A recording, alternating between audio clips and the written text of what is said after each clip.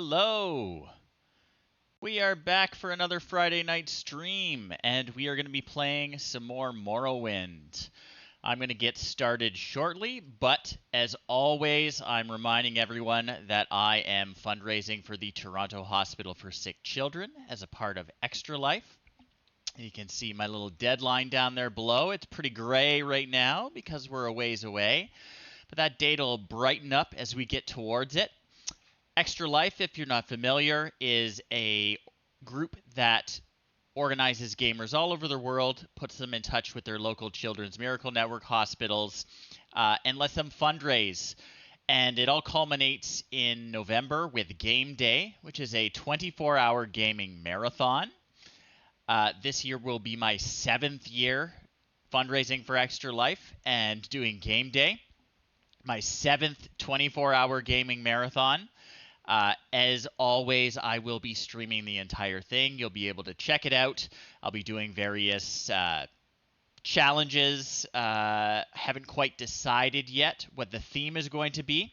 I generally will pick a game that either was important to me in my childhood or something that I wanted to play as a kid and never got around to. But I will be doing something old from when I was a kid. And depending on how much money I raise and what various incentives people choose when they go to my fundraising page, there may be different twists and challenges I have to do because of that. So stay tuned for more details. Check out my Extra Life fundraising page. There's a link down below. And more details will appear as we go, as I pick a game, as I decide what milestones will have me do various things. I believe the Eat Hot Chip Challenge will reappear this year, which means if a generous person donates $666, I will eat the world's hottest tortilla chip, which supposedly is made with ghost and scorpion peppers, and I believe Carolina Reapers. It comes individually wrapped. I will eat it on camera while streaming. I will play some games. I will try not to cry too much. I'll very carefully wash my hands before playing the game. But that will be the reward for a kind and evil person who chooses the Eat Hot Chip Challenge. Now, I will probably be mentioning this more later, but we're going to get going with some more Morrowind. If you haven't been watching, if you have been watching, I'll recap anyway. We are Dorcas Malorcas. We are an orc that has been released from prison on orders of the Emperor and released on the island of Vardenfell, which is a part of the province of Morrowind. It's the most recent province to join the Empire. It's the only one that wasn't annexed through conquest. There was actually a peace treaty, and what that means is the people of Morrowind have a lot more of their own culture, laws, traditions, customs intact still. They haven't been completely assimilated, which means it is a very unusual place that we have been exploring and getting our grounding in. And we have been learning a lot about why the Emperor sent us here. In fact, last time we found out right at the end of our session that the Emperor thinks that I may fulfill the conditions of what's called the Nerevarine Prophecy, and could potentially be a great Dark Elf hero reborn in the modern age. There have been a lot of other clues that this might be the case leading up to this revelation. We kind of had a pretty good idea already.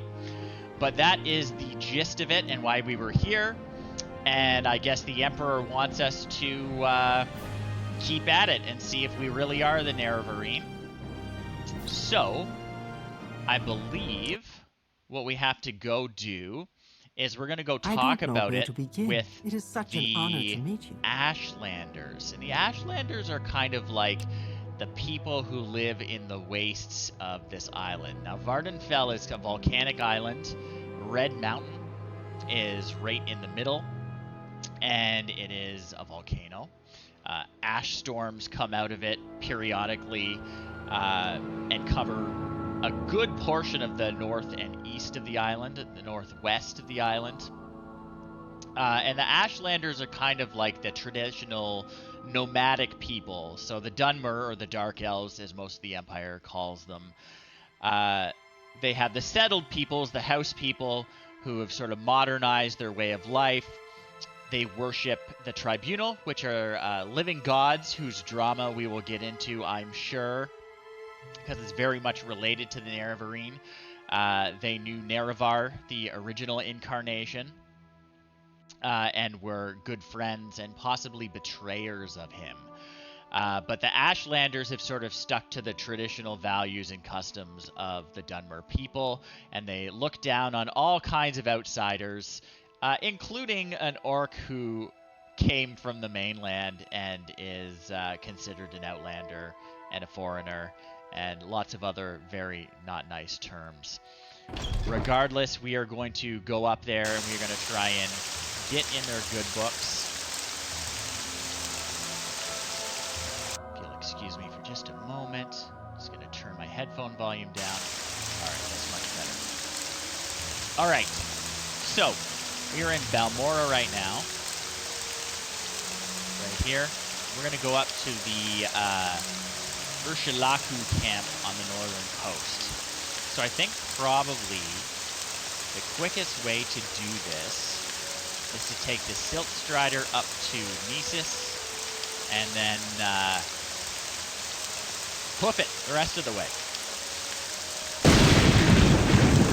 That's what we are going to do.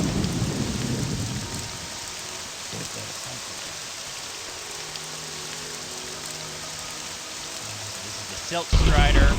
They are, I won't say domesticated giant insects, more like lobotomized giant insects that they steer by poking their brain with sticks.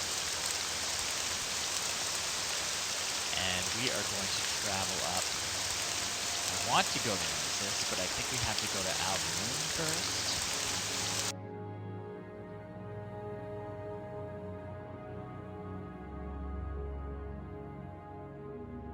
And from Alrune, we can get to Nisus. Is Margan closer?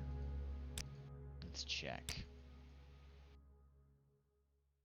Margan is closer, so we're gonna take it to Margan. We make a special trip just for you. Same low price. And we're just gonna hike up north. Ouch, we jumped from too high. We are going to cast our Aximus Maximus spell, which conjures an axe for us. Very handy because it weighs nothing. You might be noticing that I'm running quite fast. That's because I have my magical boots of blinding speed on. That's going to make the trip a lot easier. But we've got the axe because there's all sorts of hostile wildlife, like guar. I don't want any of those ingredients for potions, so we're just going to leave them there. But basically, we're going to follow the Foyada, which are these volcanic riverbeds, north as far as we can get, and then see whereabouts we are on the coast in relation to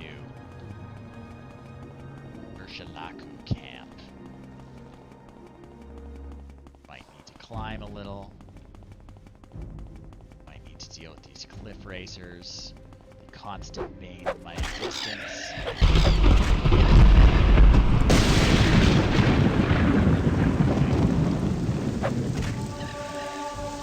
We're getting better at axes, though.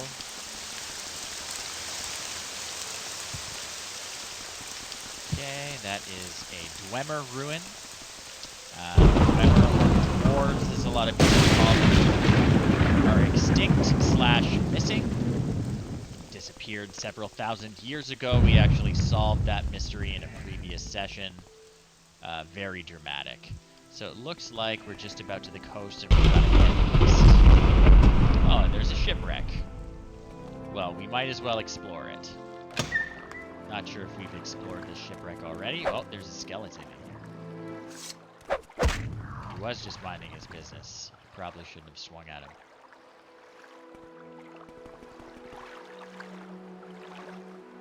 chest is empty.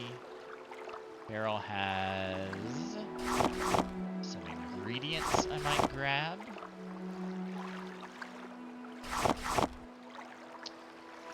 Which are good for alchemy of various kinds.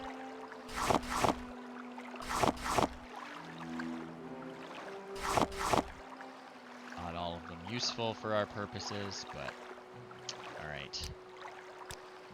Might have to cast water breathing. Looks like this is going to be underwater, partially.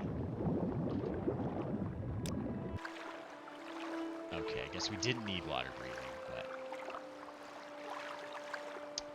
not too much worth grabbing in here. In fact, I would say nothing is worth grabbing. There's a bone mold armor, which is way inferior to anything we are currently using.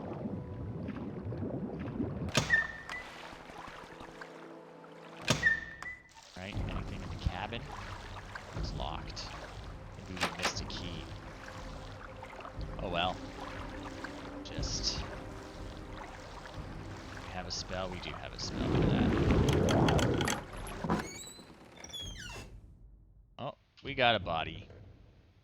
He's got a potion of water breathing, but it's too heavy, so I'm not grabbing it. There's a chest. With a couple worthless magic arrows. Another chest with a small amount of gold. Looks like a empty soul gem. Alright. Neat little detour. So we are going to head east and try to get to the Urshilaku camp. Let's see if we can get over this bridge. Oh, there we go. Okay, so there's a Daedric ruin. Which is built by worshippers of the Daedra, who are otherworldly creatures. I guess they commonly get referred to as demons. Although they're not all evil, they are certainly alien and they don't care about people. We're just going to bypass it. These guys will probably try and hit us if we get too close, so we're just going to avoid them. Just going to keep along the coast until we see that camp.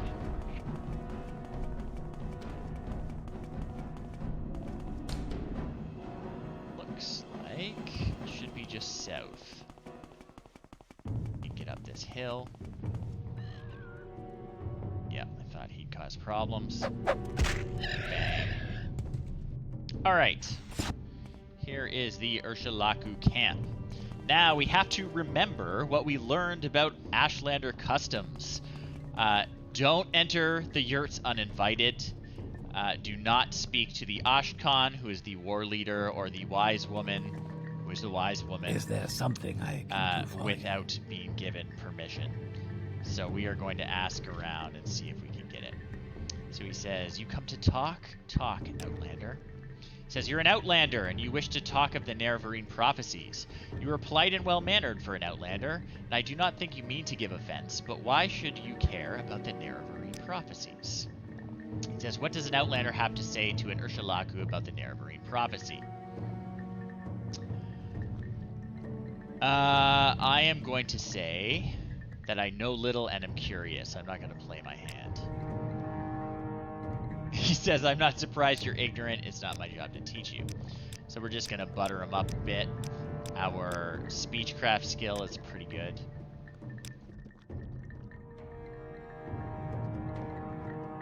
Let's see if we can...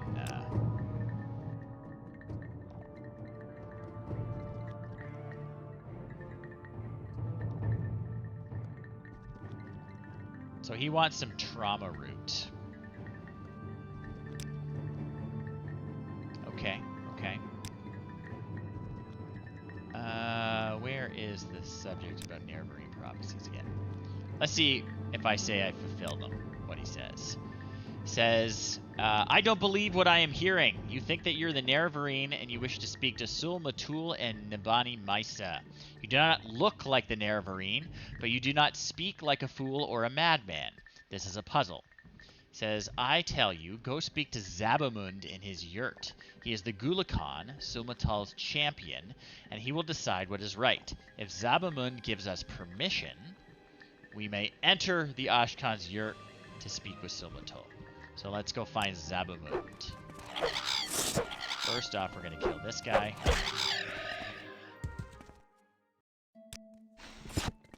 So does Zabamund have a yurt? Or is he outside? Where is that slave?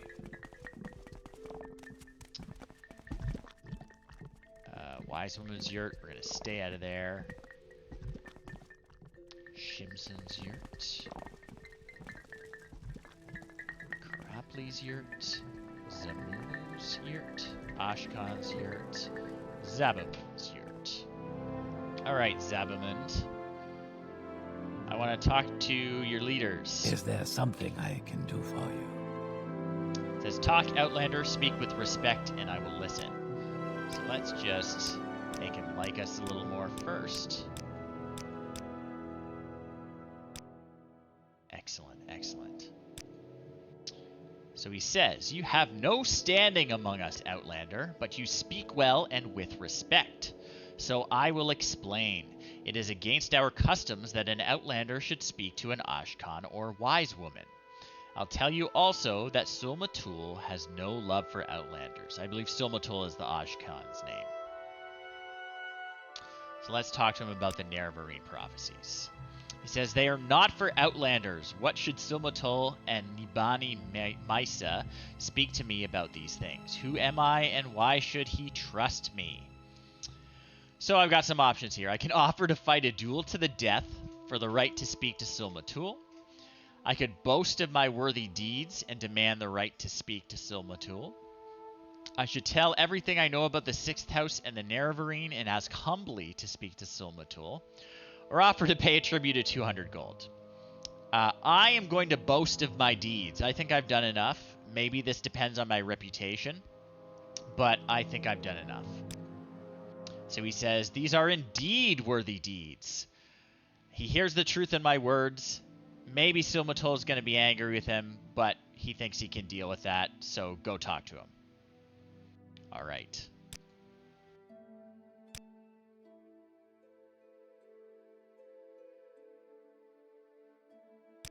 Okay. So the Ashkan's yurt. Oh, he's got a shield up. I got one of those too. Pretty cool. It's a good spell. It means he's got some cool magic item on.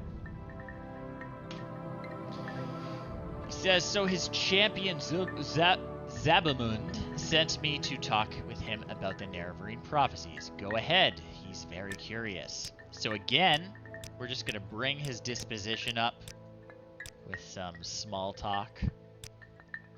And we are very good at speechcraft by now, so it works pretty good.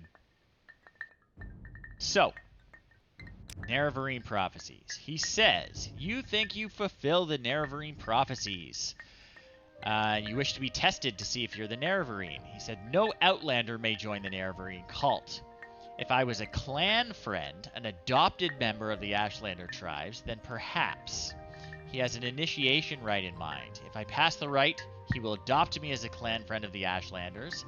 Then he will submit me to Nibani Maisa, their wise woman, who is skilled in oracles and mysteries, and will test me against the prophecies. Okay, what is this initiation rite? So I have to undergo a harrowing, where I'll be judged by the spirits and ancestors for my worthiness. I have to go to the Urshalaku burial caverns and fetch Sulsenapul's bone-biter bow. Sulsenapul was his father, and his spirit guards the bone mold longbow deep in the burial caverns. Return with the bow and he will adopt me as a clan friend. Where are the caverns? They lie south-southeast of the camp, a north-facing door and a little hill halfway between us and the slopes of Red Mountain. Go north from the camp to the water, then turn east. At a rock cairn on the beach, turn and head straight south until you find the door. Spirits of their ancestors guard the caverns. They will attack. They will kill if they can. Force my way past or evade them. Get the bow. Come back. Okay. Sounds good. See what else we can ask him about. Asked him about the weird dreams we've been having. He says, "What am I, an old lady?" Speak to a wise woman. Okay. Well, we'll ask him about all this blue stuff. Not sure if this will update it on my map, but he's basically telling me about where all the different Ashlander tribe camps are. What's handy about exploring all the different avenues of conversation is that I can look them all up in my journal later, so I can actually go back and read every little bit of info that I get. So let's ask him about his people. He says they're the Ashlanders of the Northern Ashlands and the West Gash. He is the chief of the Urshalaku. Nibani Misa is their wise woman, a deep and shrewd counselor, and the seer of the Nerevarine cult. So we know that the cult isn't actually very popular even with Ashlanders. Most of them think Nerevarine prophecies are just superstition. But with the Urshalaku, apparently they take it a little more seriously. So that is why Caius Cosides, our Blades contact, sent us here to check things out. All right. So we can get back here quickly. Welcome, Outlander. I am going to cast Mark. And Mark just sets up a little point that I can return to when I cast the recall spell. So, he said, go east along the coast until I reach a cairn, then go south until I find the door. Is there something I can do for you? Excuse me. So we're going to get her axe back. This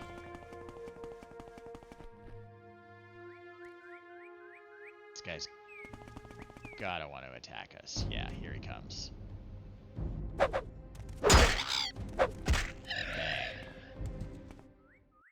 He's diseased, so I'm not going to root around for alchemy ingredients. I'm going south. I should be going north. North is the coast. The coast we want, at least. It'd be a long walk to the south coast. Okay. So that must be the cairn that I'm supposed to find. And then just follow this Foyada south. Rat.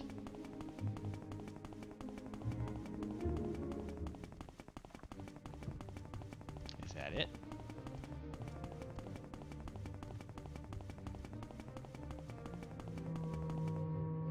Nope, that's the Londo Ancestral Tomb. So it's halfway between here and Red Mountain. The wildlife. I have contracted yellow tick. Of course. Where's my cure disease potion? Do I have a cure disease potion? No, I'll have to use a spell. Which is it? Which is it? Not the cure blight disease.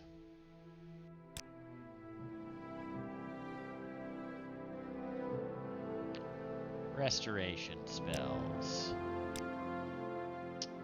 Cure common disease on self.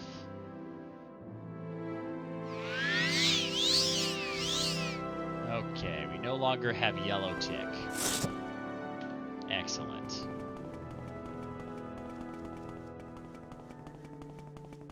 So we are going to keep following this. He said south-southeast.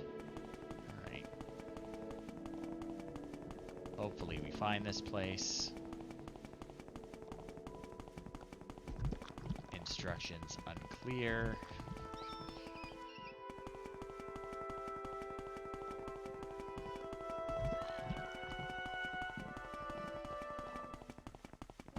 But we've still got our boots of blinding speed on.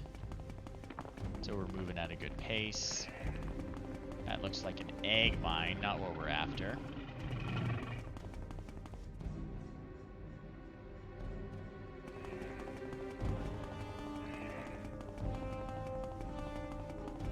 We'll find it. Might find some other cool stuff too in the meantime. Who knows? Who else is here? Looks like a stronghold. We've been there before. I think we're probably too far east. So we're going to cut across a bit.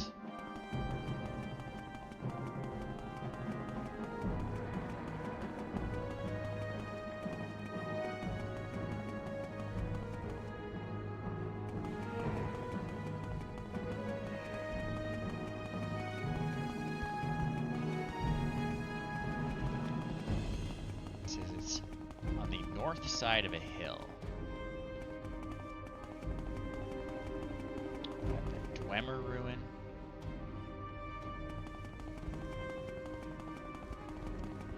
Okay, he's trying to fight me. Anyone else? It's a wonder anyone is able to travel anywhere. You two. Let's check those instructions again. South-southeast of the camp. A north-facing door in a little hill halfway between us and the slopes of Red Mountain. Okay.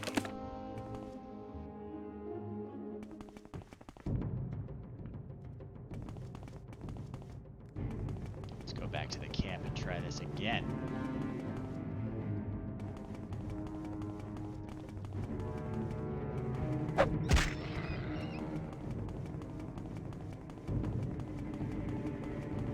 There's the camp. So go east along the coast until we find a rock cairn and then go straight south.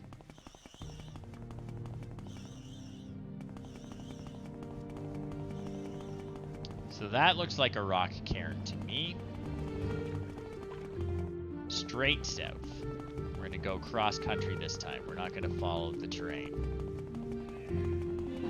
Straight south.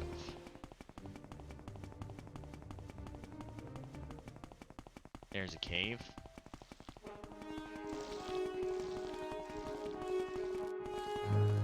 Is it?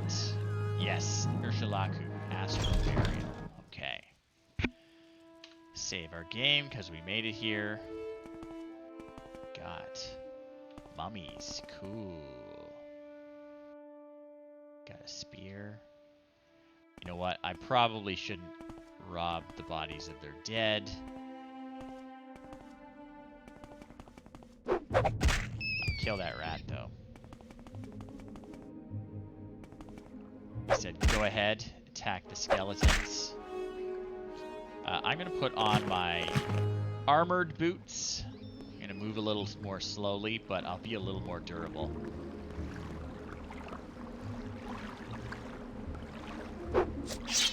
Uh-oh.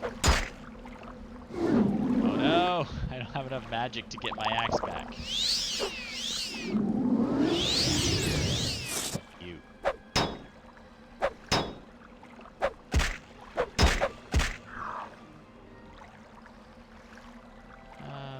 Nothing on him I want.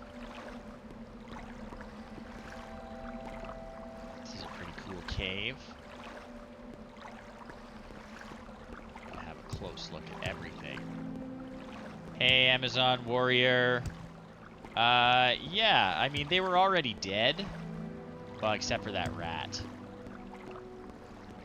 Necromancy is weird. Just want to look at these skulls. Like getting stuck on the terrain. There we go.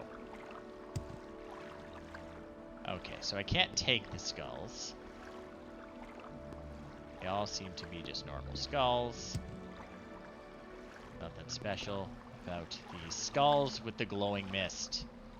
I did kill the rat. I did kill the rat. He was gonna bite me, though. More More skulls. It looks like the door is the only way to go. It doesn't look like there's anything under the water. Ursulaku Karma Burial. Oh, here we go. Get out of here. He's got nothing I want.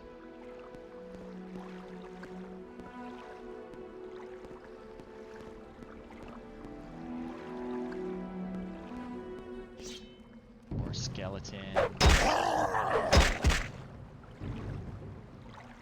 Again, nothing he's carrying that I'd like to keep. More mummies.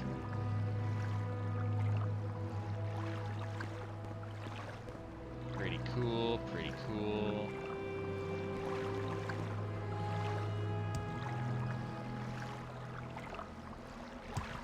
Try not to fall in the water.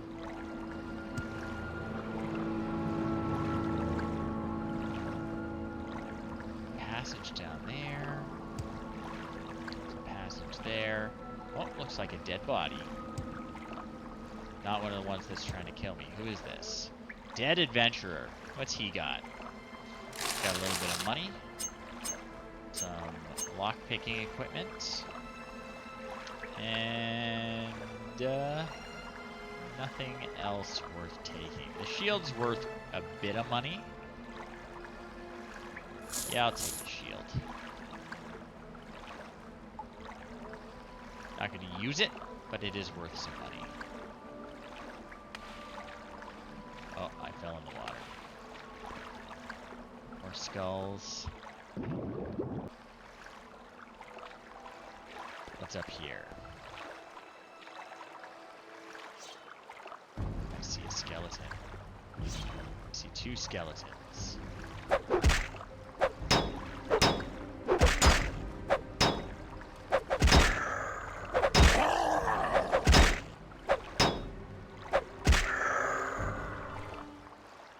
Check them, even though they don't have anything I want.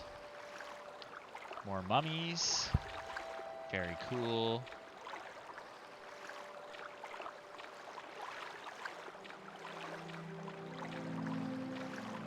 I don't know if they store all their dead here. Don't seem to be that many bodies. Guy's got a silver staff. Do you have anything better? Doesn't look better. Iron spark cleaver. No, that's not worth taking. If I'm going to steal from their honored ancestors, it better be something good.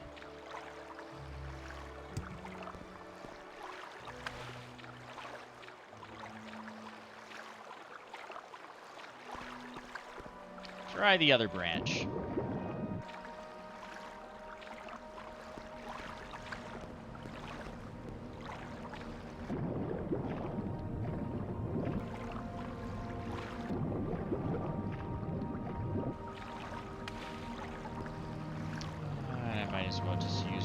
Restore fatigue potions, which will keep me chipper. Is that the way I came? I think that's the way I came. Maybe? No, it's not the way I came. It's just another door. There's a rat there, which I will also kill.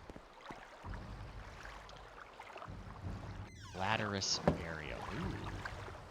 A little more vertical here. Okay. Well, first off, we're going to check in the water, see if there's anything worth checking out down here. Gotta be thorough. There are a ton of secrets in this game. Doesn't look like anything there, though. Now we just need to figure out how to get out of the water.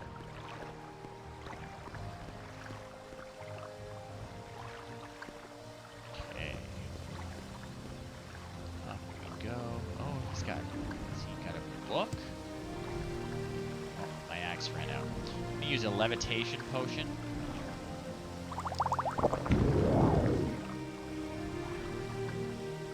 It's got a book. The Four Suitors of Beneta. I don't need that.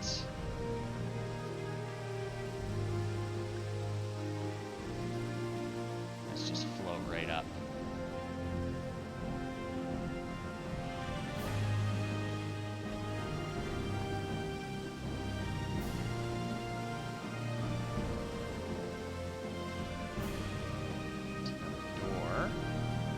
see what's at the top first.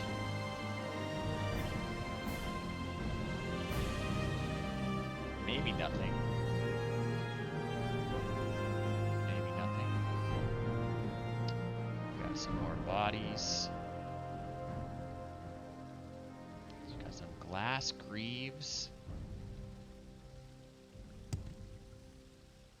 Well, they're mummified, but it's very damp, so I don't know what they're doing.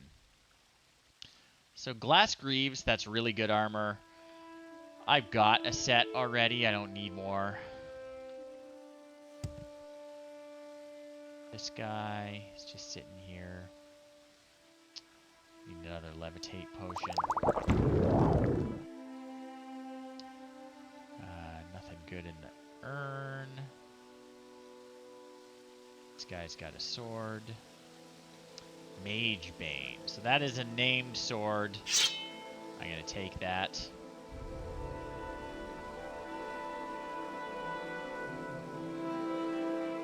Amulet of Frost around his neck. Or in his hand, I guess. Don't need that. What's up here?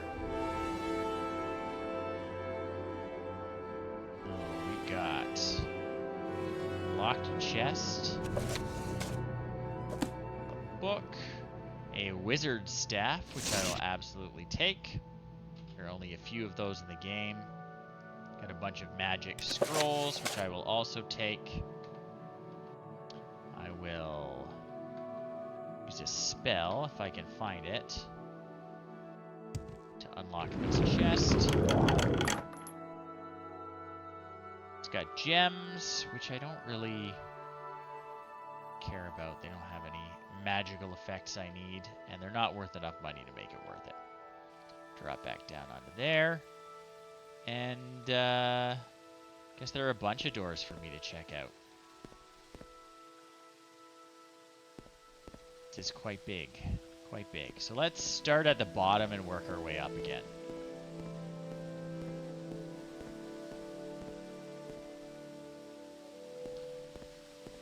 I don't want to miss anything. Lots of doors. I think this was the first door, though. So that's where we came in. So that's the first door. We're going to check it out. We're missing our axe again. So if we need to, we will get it back. Fragile burial.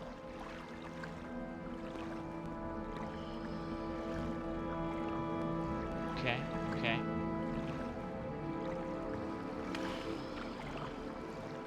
I hear ghosts somewhere. Urns. That one's got scrolls in it. I've taken those. Oh, there's a ghost. Thought I heard him. It's okay, your great-great-great-grandson told me it would be fine if I killed all the ghosts. Should I float up there? I probably should. I only have so many levitate potions, but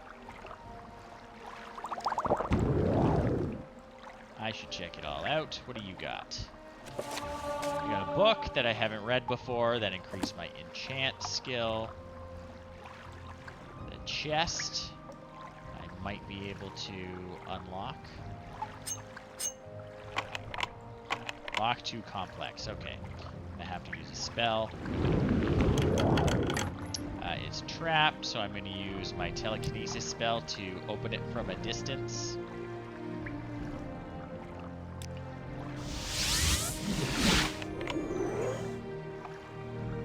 And what do we got? One potion I'll drink and one potion I'll don't want the lockpick.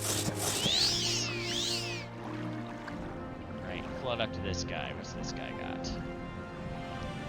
He's got nothing. What about you? Nothing? Okay. I'm gonna check out the underwater door. Trapped, lock level 10. I can pick this lock, even underwater.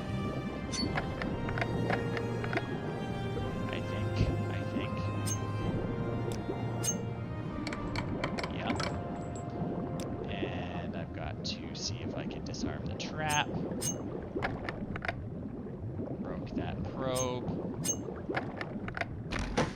Okay, let's go catch our breath. Get our axe again. And open the door.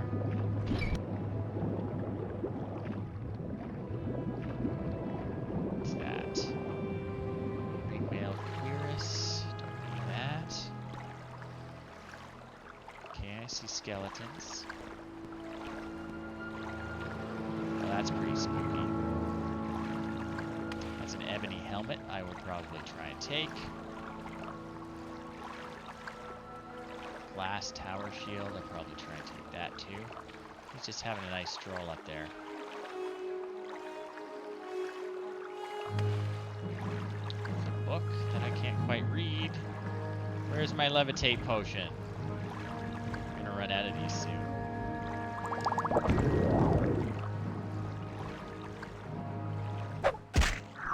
A worm lord. Trying to cast spells at me.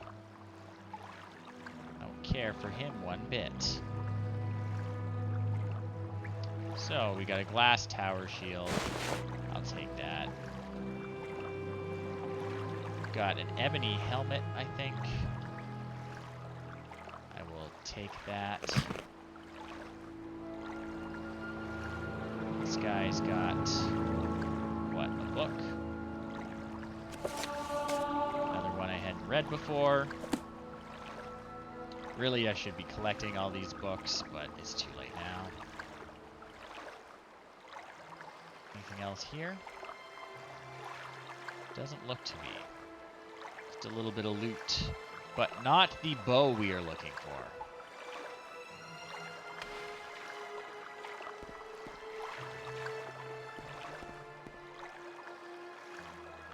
Okay, we can still carry quite a bit.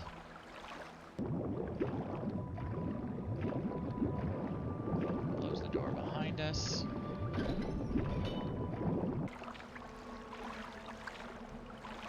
And try the next door up. Whoops, who are you? We miss a path? We did. Okay.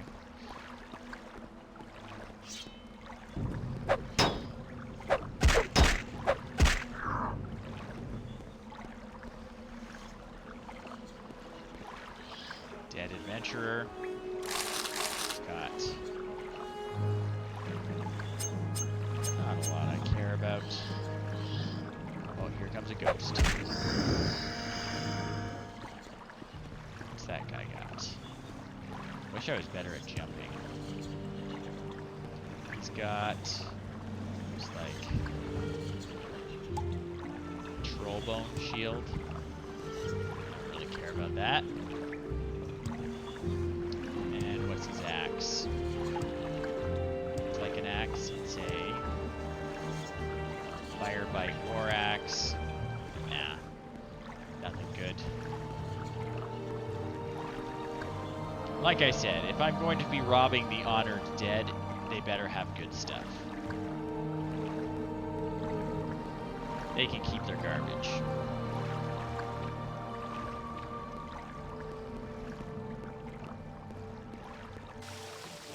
Next one up.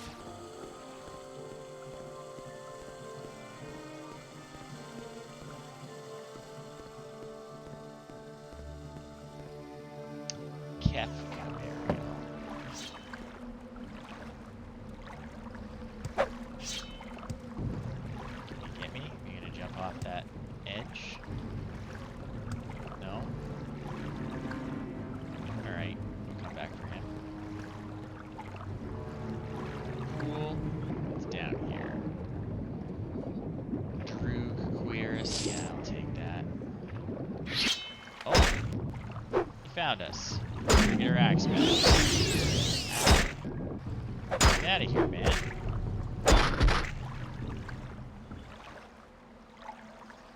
Yeesh.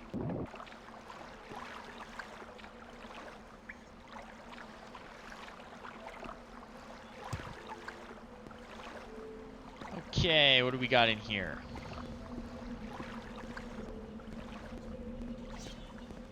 Oh, a big old hall.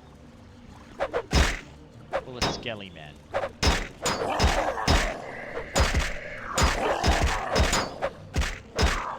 Just annoying me, folks.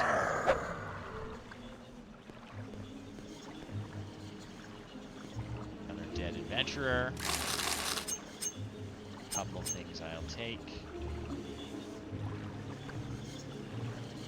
What's that? Flynn. That's just booze. I don't need booze. A Droog club. I don't need that. Daedric dart. I will take that.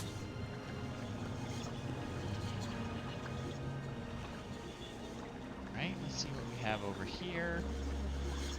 Chitin shield. Nothing exciting. Some Sujama, more booze.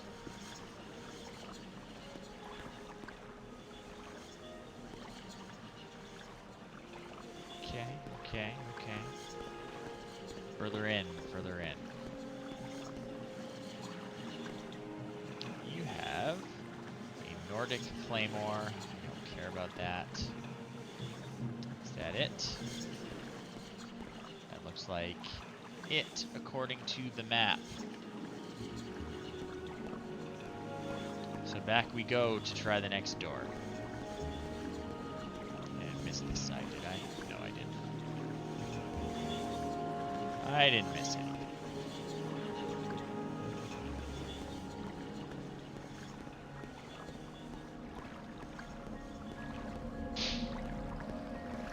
Back down. See if we can get up onto that platform that that skeleton came from. There might be something hidden up there. You never know.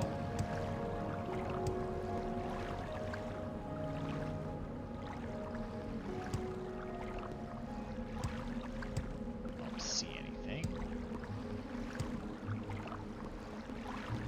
Always worth checking. Okay, next door up.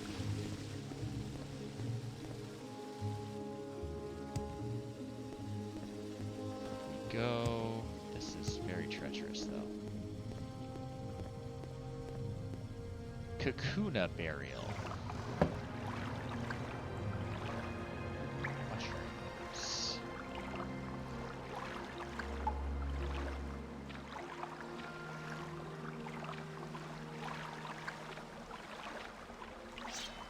Skeleton.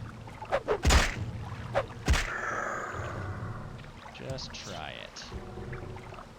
Looks like the way up. I hear skeletons drawing their weapons, though. Oh, there he is.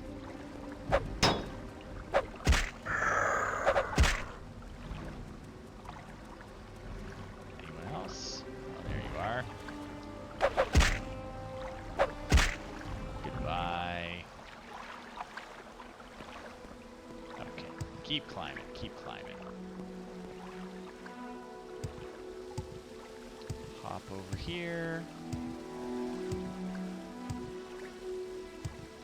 Get up. How to get up is the question. Don't really want to keep levitating. I only have so many potions. Really should level up my acrobatics skill so I can jump a little higher.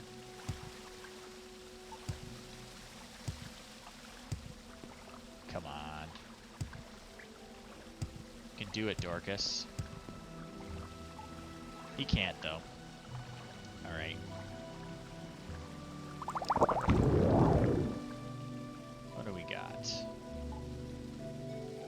He has a worthless short sword. He has a worthless halberd. Got an urn with Skaithcraw, which I don't need for any potions right now. Get up here. Let's go to the top. Chests. We have. I'll drink that potion. And that one, sure, why not? Hey, thank you for the donation, kind stranger. I see that you chose to remain anonymous, but I really appreciate it. As you can probably see, I am raising money for the Toronto Hospital for Sick Children as a part of Extra Life, and I really appreciate the donation. Every little bit helps. Every little bit goes directly to that hospital. Extra Life doesn't keep any of it unless you choose to share a little bit with them for their administration fee. It's a really great cause. I do it every year. This is my 7th year running doing Extra Life. It's a lot of fun. I'll be doing a big 24-hour marathon towards the end of the year in November. It's going to be good. It's going to be great. So thank you so much for the donation. I really appreciate it.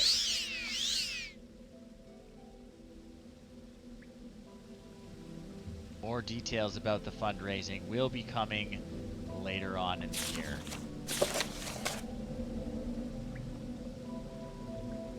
I will take the egg. Another dead adventurer. We're really having a hard time here, these adventurers. Queerus. Worth a lot of money, so I'm going to take it. Anything else here? Should I bother trying to get over there? It doesn't look like there's anything. I think that's it for this one. Going. Yep. Next door.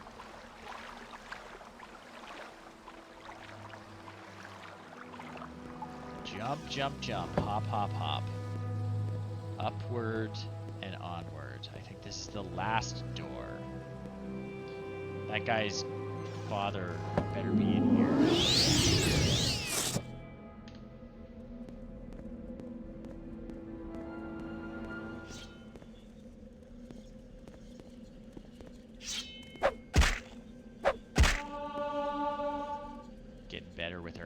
Though, that's always fun. The more you chop, the better you chop. Just like real life.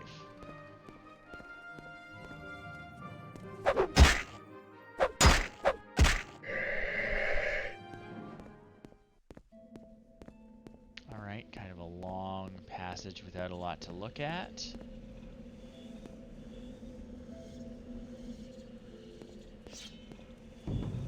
Skeleton.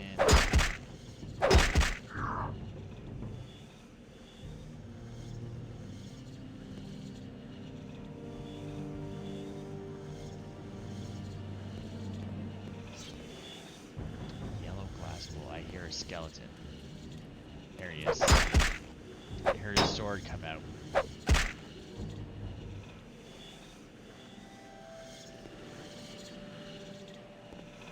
Boots. Dagger.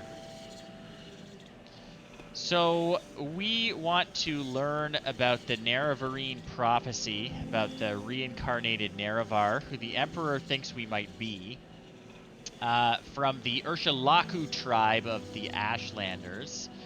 And apparently they do not discuss these things with outsiders. So, if I go through a harrowing, they will adopt me into their clan, and I will no longer be an outsider, and they can talk to me about it. So they are sending me down here to retrieve an ancestral bow. I'm just kind of fighting ghosts and looking for a bow.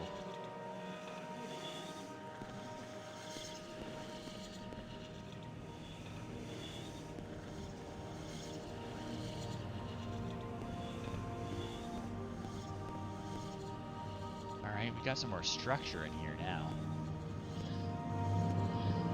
It's not just the natural cave.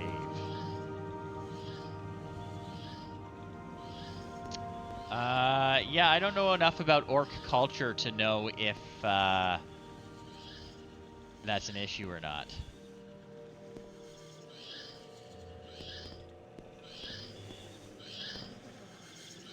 Oh, that's a ghost. Is that him? Yep, the Wraith of Sul-Senipul. And he does indeed have the Bonebiter Bow of Sul-Senipul, which is what we have to retrieve. Is there anything else worth taking a look at down here? I guess we should levitate and have a look. This guy's got a potion. It's not worth taking. This guy has something in his hand. What is that, a soul gem? A soul gem with a scamp in it. Some droog wax, which I will take for potions. And that's it. Cool. So we are done. We need to head back to the Ursulaku camp.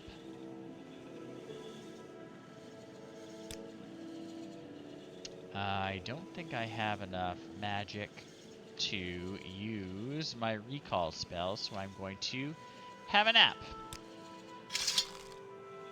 Excellent. Now I can cast recall.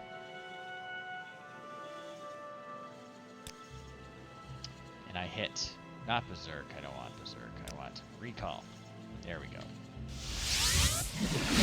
Okay, so I brought you your dad's bow. He says, "This is my father's Bonebiter bow. You have completed the initiation rite. I name you Dorcas Malorcus, clan friend of the Ashlanders. Keep my father's bow and bear it with honor. You are a friend of our tribe and may rest in any Ursulaku bed, but do not harm other tribe members or take their things. Now I will fulfill my other promise. Go to the wise woman's yurt, and Nibani Misa shall examine you and test you against the Nerevarine prophecies." Hey, thanks for the follow. I really appreciate it. We are just playing some Morrowind and finding out if we are the Nerevarine or not. Thank you very much. I worked really hard on it. So, he says that now that I am a clan friend, he's going to speak freely. It is my favorite too. So I love sharing it with people. It is weird. It is unique. So many twists. It's great. I love Morrowind. So, now that I'm a clan friend, he's going to speak plainly. He finds it hard to believe that I'm the Nerevarine, because I'm an outlander, and the Nerevarine comes to drive all the outlanders out of Morrowind. How could an outlander be the incarnate? The great houses stole their lands and mocked them with false gods. The godless outlanders steal their land and their dignity. The Nerevarine is supposed to be the last hope the Ashlanders have. He will let no outlander steal this hope from him. These are serious words, Dorcas, words of life and death. He sees honor and merit in me, and is proud to name me clan friend, but take care what I say and do in the name of the Nerevarine. Now go talk to the wise woman and learn all I can. Alright, so I completed the initiation rite. Excellent. So let's go talk to the wise woman. Figure out where her yurt is. Is she with the others up here? No. She's got her own separate yurt, I believe. Shara's yurt. That's not her. I'm never too I busy. think she's the one with the fancy carpet. Yes, the wise woman's yurt. Let's see what she says. Let's see what she says. So, they've told her about me. They say that I'm hard-headed and ignorant, but maybe it's not my fault. The Ashkan says I'm going to ask her about the Nerevarine prophecies. He says that she's going to test me against the prophecies. She has to do what he says, so ask my questions. All right, let's ask. She says there are a lot of Nerevarine prophecies, and they suggest many things. Okay, so we're going to basically go over the whole prophecy here. So aspect and uncertain parents, moon and star, sleepers, 7 curses, the curse's bane, the prophecy of the stranger, the prophecy of 7 visions, and lost prophecies. I'm going to ask her about these things. If I am patient and if I am wise, or if I'm impatient to know, just ask if I pass the test. I'm going to ask her about all the things because she's really judging me hard here, I can tell. I feel like I will fail the test if I go right for what I'm really here for. So, tell me about aspect and uncertain parents. So, she says, if what I say is true, I really was born on a certain day to uncertain parents. That's part of the prophecy. But many have the same birthday as me, and many are not sure of their parents. It's interesting, but it does not make me the Nerevarine. Okay, what about the moon and star? She says, the legend says Indral Nerevar, who the Nerevarine is supposedly the reincarnation of, his family standard bore the moon and star, and his arms and weapons also bore the sign. Some say he had it as a birthmark. Some say he had a magic ring marked with the moon and star. Others say he was born under a moon and star. In any case, moon and star is the mark of the Nerevarine, and I do not have this mark, so I am not the Nerevarine. Okay, I guess we'll continue. Some people say a lot of things. They're prophecies. They're tricky, right? They're tricky. Sleepers. She says that rumors say that in the towns, mad cultists called Sleepers are attacking people and saying that Dagoth has awakened and will drive the Outlanders from Morrowind. We've seen this, and we've actually helped a few of them. Maybe it's coincidence, but she thinks it's a sign of the Nerevarine. Not necessarily a sign that I'm the Nerevarine, but perhaps the time of the Nerevarine has come, and that I have come at the same time. It's not passing the test, but it may mean that I have some part to play in the coming of the Nerevarine. Hey, Obsidian Fury, thanks for coming out. We are just learning about the Nerevarine prophecies. Alright, tell me about the 7 curses. She says it's another Ashlander prophecy of the Nerevarine. It's called the 7 Curses of the Sharmat. She doesn't know it, and she knows no one who does. It might be lost, some things happen. A wise woman dies, or forgets, or a clan is wiped out. Maybe someone knows, but they're keeping it secret. Perhaps it's in one of those many books of your settled peoples. She's heard that the dissident priests of the temple may have such books. So we know from a previous session that the dissident priests are priests in the temple that they believe in the Nerevarine prophecy, which is considered heresy to the mainline temple. All right. So she doesn't know about the 7 curses and the curse's bane. What about the prophecy of the stranger? She says this is the best known of the Nerevarine prophecies. Okay. Oh, it's poetry. It's poetry. Or a verse of some kind. So when earth is sundered and skies choked black, and sleepers serve the 7 curses, to the hearth there comes a stranger, journeyed far neath moon and star. Though stark-born to sire uncertain, his aspect marks his uncertain fate. Wicked stalk him, righteous curse him, prophets speak, but all deny. Many trials make manifest the stranger's fate, the curse's bane. Many touchstones try the stranger, many fall, but one remains. All right, prophecies, super vague. Tell me about the 7 visions. She says the full title of the prophecy is the 7 visions of 7 trials of the incarnate. Listen and she will tell us the verses. 7 trials, what he puts his hand to, that shall be done. What is left undone, that shall be done. First trial, on a certain day to uncertain parents, incarnate moon and star reborn. Second trial, neither blight nor age can harm him, the curse of flesh before him flies. Third trial, in caverns dark Azura's eye sees, and makes to shine the moon and star. Fourth trial, a stranger's voice unites the houses, 3 halls call him Hortator. Fifth trial, a stranger's hand unites the Velothi, 4 tribes call him Nerevarine. Sixth trial, he honors blood of the tribe unmourned, he eats their sin and is reborn. Seventh trial, his mercy frees the cursed false gods, binds the broken, redeems the mad. One destiny, he speaks the law for Veloth's people, he speaks for their land and names them great. What does this prophecy mean?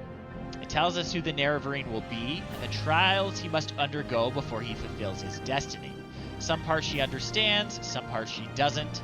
She will answer my questions as best she can, but she cannot pretend to understand it all. So let's just go right through all the trials and see what she says. So, the first trial refers to my birth sign, to my birth on a certain day to uncertain parents, just like in the Stranger Prophecy. So that's it. We at least fulfilled the first trial. So second trial. She doesn't really know what it means. Will the Nerevarine come as a spirit who is not harmed by blight or age? She doesn't know. She thinks the curse of flesh means the blight disease corporus, which causes terrible distorted growths on its victims. Perhaps the Nerevarine can heal this disease. Perhaps that will be a sign of the Nerevarine. Okay. Third trial. She says, in legend, there's a shrine to Azura called the Cavern of the Incarnate. There are secrets she may not tell me about this cavern. Do not ask. Okay. Azura is one of the Daedra princes, which are very powerful extra-dimensional beings who sometimes are referred to as gods or demons, but they're just otherworldly and very powerful and kind of alien. Some of them are good, or I won't say some of them are good. Some of them are friendly. Some of them are malicious. Azura is supposedly friendly. Okay, the fourth trial. A Hortator is a war leader chosen when Dunmer Greathouses must put aside their feuds to unite against a common enemy. It has not happened since the Empire invaded their land. Where are we? Fifth trial.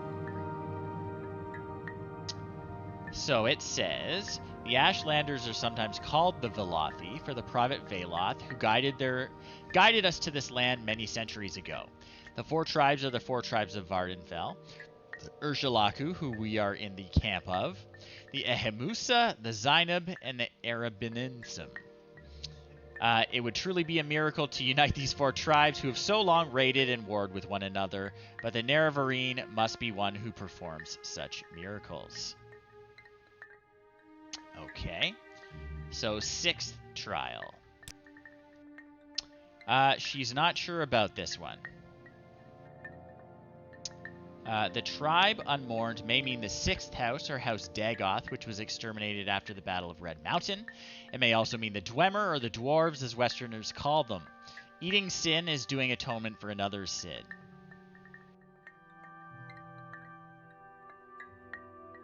Okay, seventh? Yeah, we're on seventh. The cursed false gods must be the tribunal. They are surely false gods and evil sorcerers and necromancers, and they murdered Nerevar so that they might set themselves up as gods. That's one story. That's not the official temple line. The official temple line is that Dagoth killed Nerevar. He's the evil immortal guy who lives in Red Mountain and is waking up. He was the head of House Dagoth, the sixth house. The tribe unmourned. We're learning all sorts of things here. So they're false gods, evil sorcerers, and necromancers. They murdered Nerevar so they could set themselves up as gods. Binds the Broken might refer to Nerevar's broken promise to the Ashlanders to honor the way of the spirits and the rights of the land. So the Ashlanders loved Nerevar because even though he was one of the settled people, in the great houses, he honored their ways and the ancient traditions of the Ashlander people, so he had a lot of respect among them, and they think that he's going to restore that way of life when he comes back. So what else? What else? We got to talk about all sorts of things. Lost prophecies. Let's ask her about lost prophecies. She says there are Nerevarine prophecies that have been lost. 7 curses and others. We talked about that earlier. Some are forgotten, some hidden, some are deliberately lost. The wise women are the memory of the Velothi people, but it is a faulty memory. They are mortal and their knowledge dies with them. But they hear that the dissident priests of the temple study the Nerevarine prophecies and record them in books. Such written words never die. I should go to them and ask for the books and bring what I find to her. Okay. What else should we ask her? Not about pass the test yet. Let's keep going through all the topics. So one destiny. Veloth's people are the Dunmer, all Dunmer, Ashlander, and Greathouse. The last time the Velothi were united were with Nerevar at the Battle of Red Mountain. Now Nerevar will come again and unite the Dunmer. He will restore Morrowind to the Dunmer and restore the former greatness of the Velothi people. Sorry, I'm just seeing your chat now, Casey Jones. Who would I believe, Almalexia or Dagothar? We haven't met Almalexia yet, but she is quite a piece of work. We will eventually get to that. And yes, she is extremely untrustworthy. Although I'm not sure Dagothar is much better. He's overly friendly and he keeps showing up in my dreams uninvited. Yeah, we'll get there. We'll get there. But basically, I feel like I'm being pulled a bunch of different directions. A lot of different sides want to use me for their own purposes. I'm not really sure where it lies yet. I mean, I am. I played this game a million times, but Dorcas isn't sure. There's a bit of ambiguity. Okay, what else? We should ask about the birth sign. So she says in Tamriel, which is the continent, persons born under certain constellations are said to be fortunate in their aspects. Such persons are often blessed or cursed with remarkable abilities or weaknesses as a result of the magical conjunctions of celestial influences. So at the beginning of the game, we picked a birth sign that we were born under, and it gives us abilities, depending on which one we chose.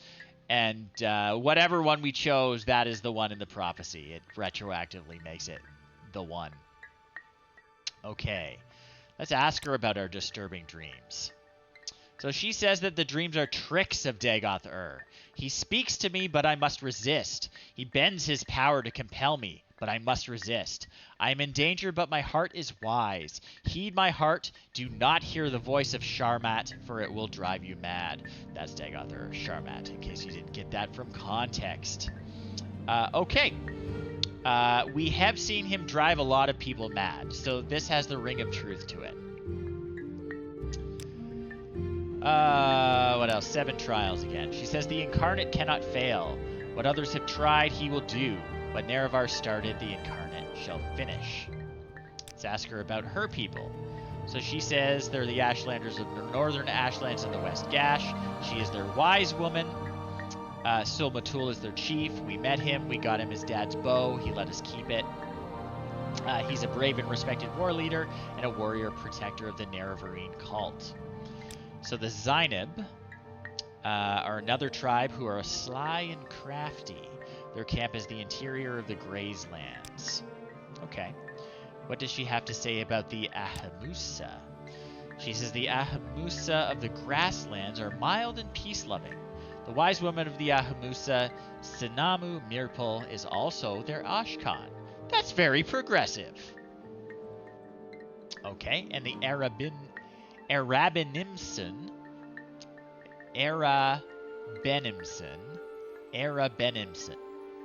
I need to work on my Ashlander pronunciation.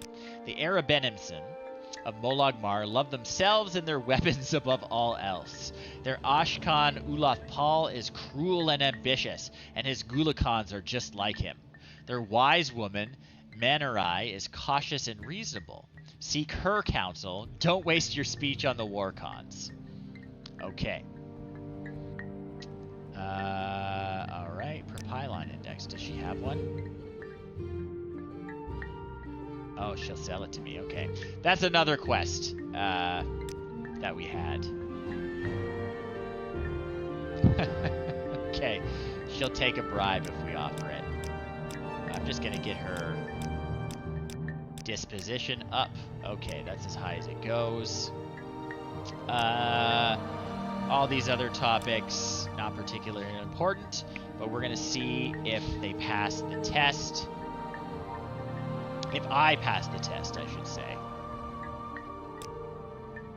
She says, you are not the Nerevarine, but I am one who may become the Nerevarine. It is a puzzle and a difficult one, but I have found some of the pieces and I may find more. Do I choose to be the Nerevarine? Then seek the lost prophecies among the dissident priests of the temple. Find the lost prophecies, bring them to her, and she will be my guide. Take these copies of the stranger and the 7 visions, which are what the verse prophecies she told us earlier. Now she has told me all she knows. Go, think on what she's told me, and do what must be done. Okay, she says she'll give me what counsel she can, but she only sees what may be, not what must be. She's told me everything. All right. So we learned a lot. A warm welcome. We're not the Nerevarine, but we might be someday. Okay. So it's time to go back to Balmora and report to Caius about what we have learned here. Oh, is there a cliff racer? I hear combat music. We'll get our axe out regardless. And I should put on my boots of blinding speed so I can walk a little more quickly. Gotta go down to Margan again and take that Silt Strider back. So, to put on my boots of blinding speed and not suffer the horrific 100% blindness curse, I have a little spell that lets me resist more magic called Put On Your Boots. 1 for 1. Put on my boots. Alright. Put on my boots. I resisted the curse. And now I can walk real fast back down to Margan. So see ya, Ursulaku. I'll be back later when I find out about the lost prophecies.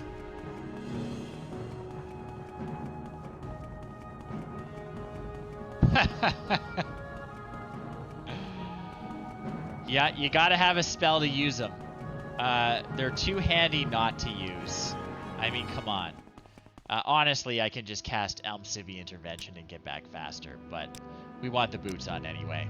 So Almcivi Intervention always teleports us to the nearest temple, which is in Nisus, where we will take the Silt Strider. And I think in a previous game, our Silt Strider guy fell off his platform, yeah. So the Nisus Silt Strider guy is like inspecting the Silt Strider's feet because he fell off the platform. But we are going to go to Aldaroon. Then we will go to Balmora. We make a special trip just and for we're going to talk to Caius.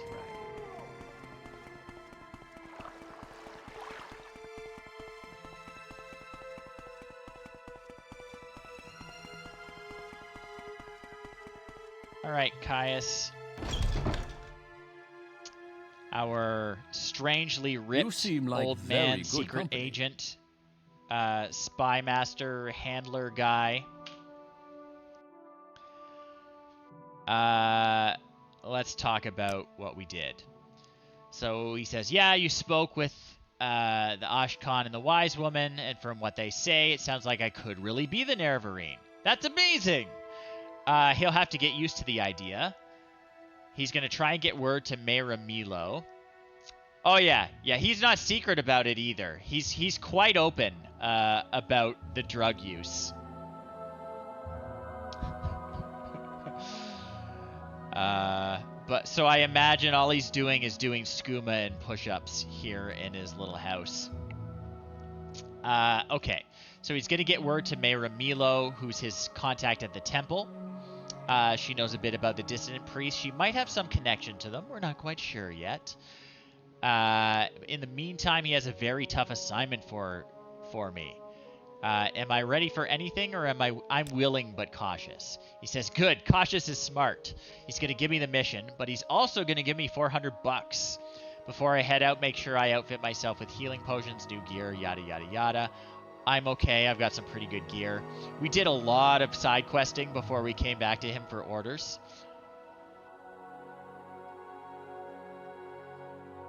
All right, what's the quest? So he says, Fort Buckmoth sent a patrol to Narmak, hunting smugglers with 6th House connections. They found a 6th House base, a 6th House shrine, and a 6th House priest named Dagoth Garrus. I should go to Fort Buckmoth, Buckmoth, speak with the champion. She'll tell me about the patrol and the base.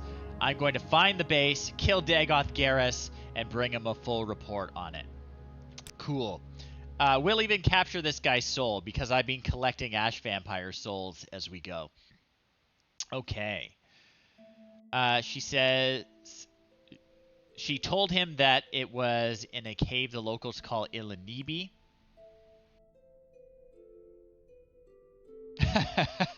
You know, he admits that he's skeptical, but he does think it's uncanny how all the little details line up. So I'll admire him for. I mean, it's the analyst's mind, right? Like, you got to put the evidence together, and the evidence all points to a particular thing. He's got to put his biases aside and go with what seems reasonable. So I think he's willing to be objective about it, which makes him a good spy, right? So Fort Buckmoth is... Oh, it's near Aldrune. Okay. Let's ask him about the lost prophecies. So Mayor Milo told him that the dissident priests have records of them, and she has an idea how he might get a look at them. Okay. So, we're carrying a lot of weight. So we're going to make a stop off at Gorak Manor in Caldera and unload a bunch of crap that I'll sell not on stream because that's super tedious. We do eventually have to have an interior decorating episode because I've got a lot of cool stuff I've been collecting, and it's just sort of in piles at Gorak Manor. It is such an honor to meet you. Oh, greetings. How do you do? So we're going to take the guild guide to Caldera. And we're going to go to this weird house filled with orcs and one scamp who happens to be a business person. Very good company. Yeah, sure. I don't mind at all. So, oh, it looks like I'm cursed somehow. So I'll get a temple for that. I have kept this playthrough, although it is heavily modded. All the mods are vanilla-friendly cosmetic mods, aside from a few quality of life things. So one big quality of life thing is I have a different leveling system installed to make it more like, say, Skyrim, which is a later game in the series that I'm sure people are familiar with. So in Morrowind Vanilla, the leveling system is super tedious, and you have to kind of micromanage it if you want to get the most out of it. And the way it worked is every single skill has an attribute associated with it. And to level up, you have to get 10 points worth of skill upgrades in your major skills and your minor skills. I'm just a battle mage. That's one of the default classes. I didn't customize it. Just an orc battle mage. So you get 10 points from here, and you level up. But you get to choose 3 of these attributes to level up. When you level up, you get to increase them. And the way it worked before was to get 5 points when you chose a particular one you want to upgrade that level, you had to get 10 points worth of skills associated with it. So you had to level up 10 points worth of strength skills to get the full 5 points of strength when you leveled up. Yes, an axe sword is pretty good. Battle axe, man. It's great. I'll probably switch over to blunt weapons once I get Sunder. But I like the axe for now, especially since Bound Battle Axe weighs nothing and does so much damage. Oh, you love the system. I'm a little nostalgic for it, but I'm happy while I'm streaming to not have to micromanage everything. So the gist of that all is, every time you level up, if you want to optimize how quickly you gain your attributes, what you had to do is you had to gain 10 points worth of skills in 3 different attributes, and 10 of those had to be from your major or minor skills.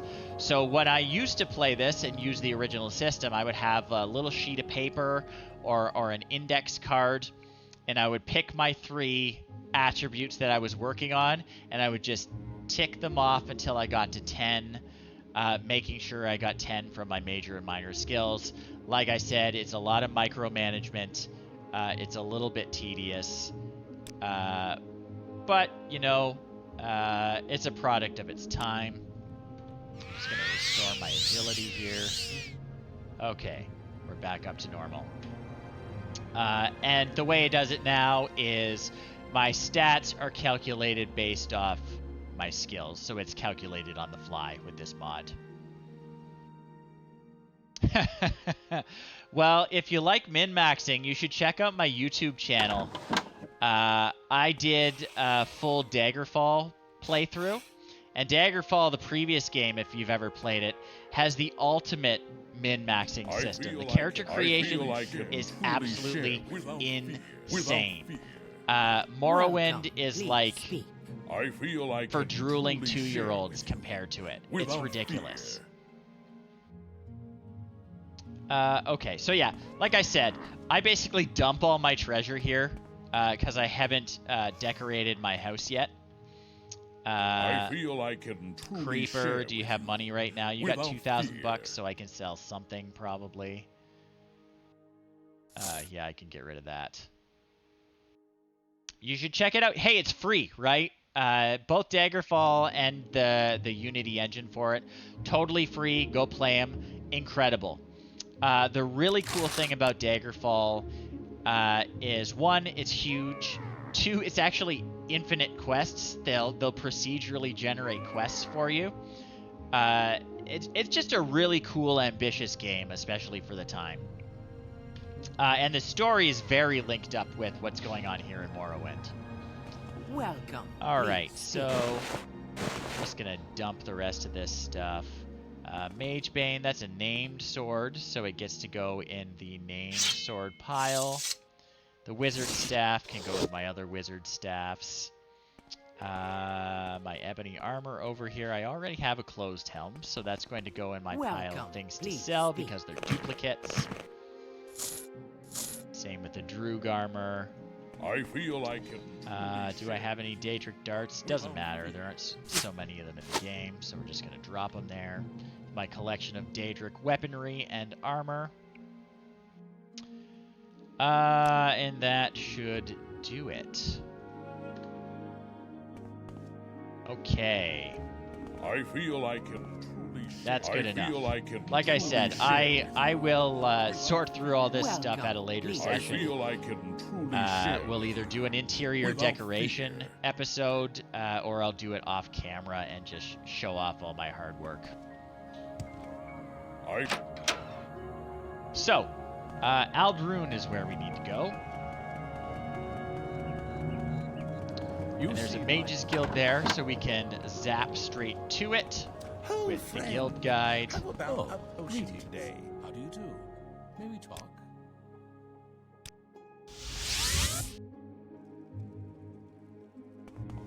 Pinocchio. How about Are you seeing wooden puppets or what? should you need something, I would be happy to oblige. Fort Buckmoth.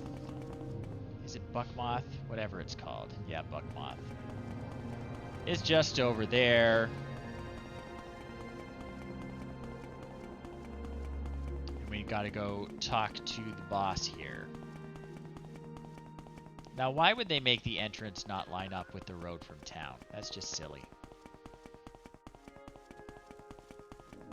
Who am I looking for there? Rhysopoulia. Okay. I assume she's inside. Yeah, that's her there. So tell me about this 6th house base. So she says only one trooper returned and he died soon after, horribly disfigured with corporous disease and out of his wits. In his ravings, he spoke of a cavern on the coast called Ilinibi. It's not on their maps. I should ask the locals in Narmak.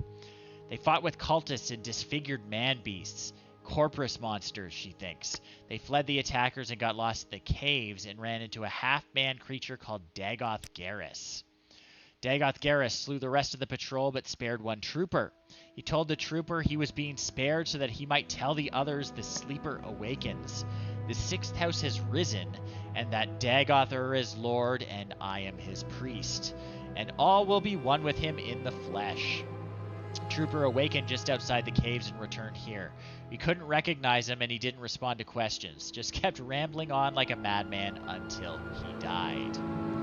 So that corpus disease is nasty stuff. So she says the trooper's flesh was swollen and covered with growths. His bones twisted and lost their shape. He spoke to himself as if in a dream. They didn't even recognize him at first, except for his clothing and armor. The fort chaplain tried spells and potions, but couldn't cure the disease. He died soon after he reached the fort. She didn't realize how fast Corpus kills. It wasn't pretty. The troops are shaken, and she's a little worried herself, to tell the truth. Okay, tell me about Ilinibi. She said that's what the dead trooper called the sea caverns where the 6th South base was found. It's not on the maps. No one's heard of it. Maybe in Narmak. They will know. Okay. Does she have anything else useful to tell me? She does not. Okay. So Narmak is down over here. Probably best to just sprint out to the coast. Get our axe ready if we have to. But we're going to go there and we're going to ask around about this cave. And our boots of blinding speed let us outrun most of the beasties that are going to bother us on the way.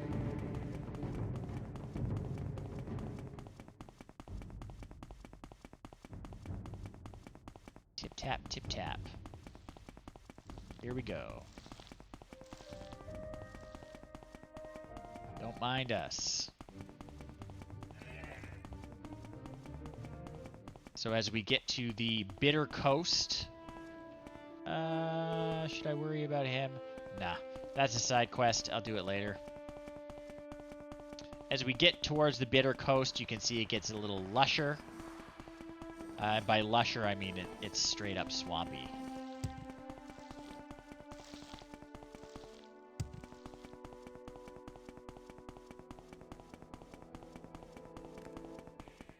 Narmak is very close. And again, we're just zipping through.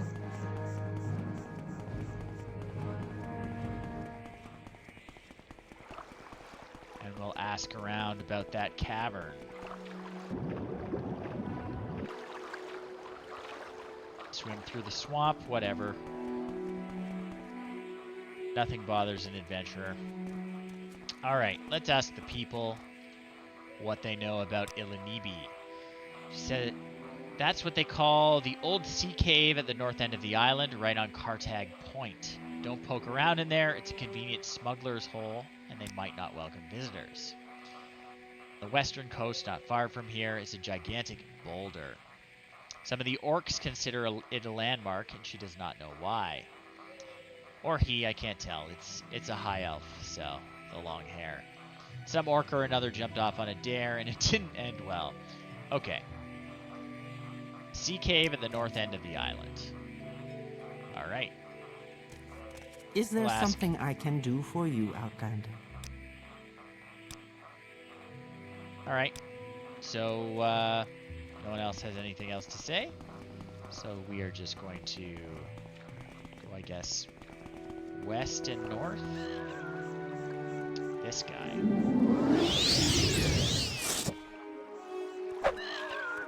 Come on down. Come on down. Good. I do want racer plumes. I make levitation potions out of them.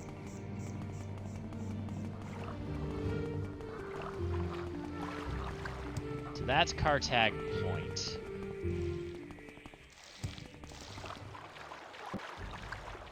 Right there. Illinibi is Illinubi, somewhere around here.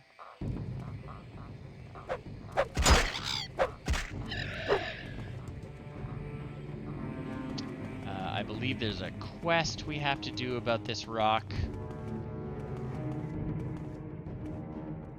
Oh, we got a busted up ship here.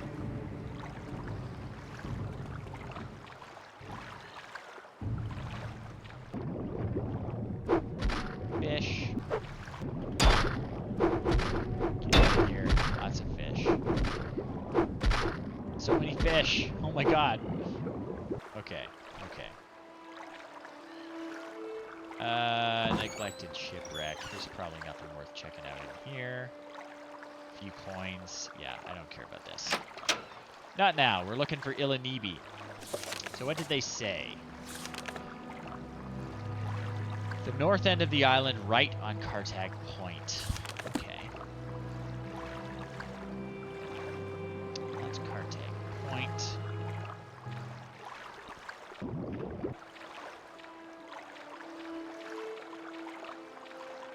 Around here. I feel like that's probably too far. I'm stuck on debris from the shipwreck.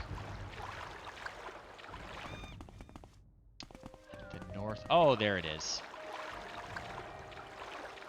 They did say it was at the north end of the island. That it? Illinibi, Carcass of the Saint. Okay, we're gonna put on our fighting boots. Do I have soul gems? I hope I do. Good. Because we are going to capture this guy's soul. It seems fitting. Alright.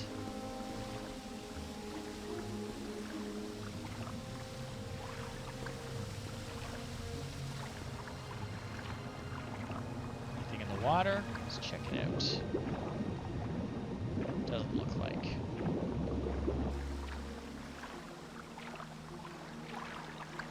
Okay, it's spooky already. We got the 6th house red candles. Oh yeah, we got cult members already. Dummies. Yeah, they're gonna all be... What did I contract? Wither? Okay.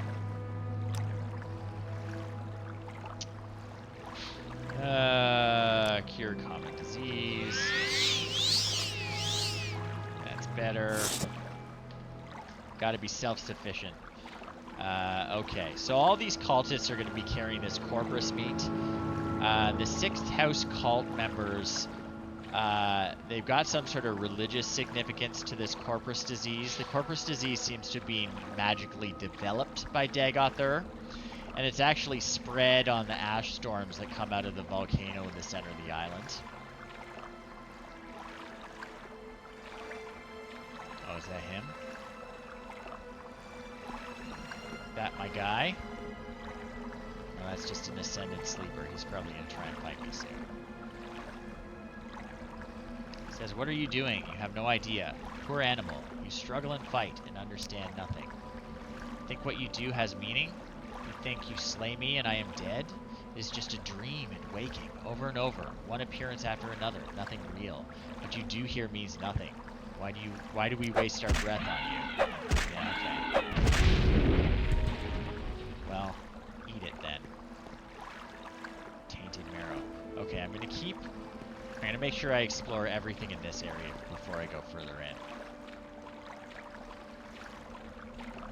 But that is one possible outcome from getting corpus disease. You turn into one of those things. Most of the time you lose your mind and just become a big tumor, is my understanding.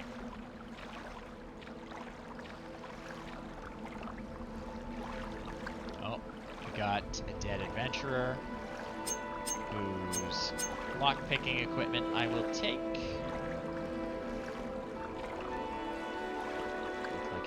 some note in here.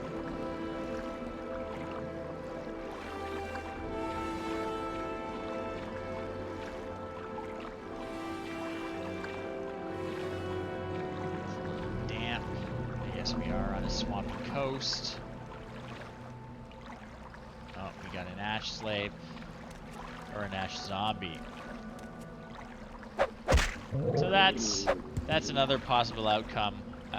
Your face kind of erodes. Super creepy. Oh, we got another door here. Yeah, sure. Let's do Marrowwack's spine first. Bone Lord. Eat it. Oh, Storm Atronac.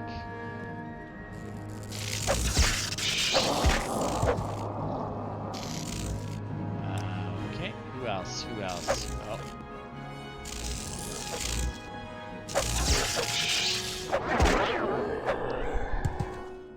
An Ash Ghoul. I will take your heart for potions. Yeah, so there seems to be some sort of like progression. You see that he's got like where the other guy was missing the top part of his face, this guy has a tentacle growing out of it. And that Ascended Sleeper has like all sorts of stuff coming out of his face. Super creepy. I love it.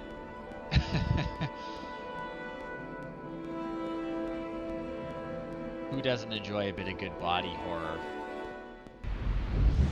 So you can see this guy's got all sorts of stuff. Like his limbs have become like twisted out because his body's all hunched up. Ugh. There is no escape. There is no escape. This guy's coming to fight me. He's gonna regret it.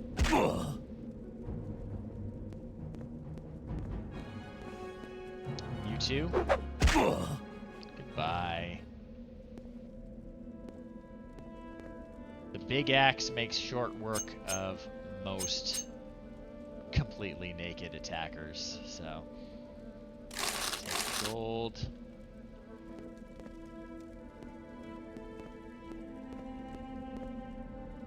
Continue onward. This is quite a big cavern.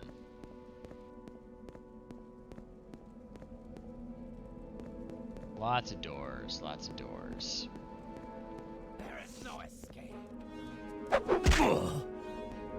Okay, this looks like a dead end. Which is good. It's gotta end somewhere, right? Check where this door leads. This says it goes to Tainted Marrow, which was another door we saw earlier. Or at least we saw a door leading to that same area earlier. This one goes to Blackened Heart. Did we miss it? We did miss one. We missed a fork earlier. So let's go backtrack. We're going to be thorough here. Can't take any risks with a cult base like this.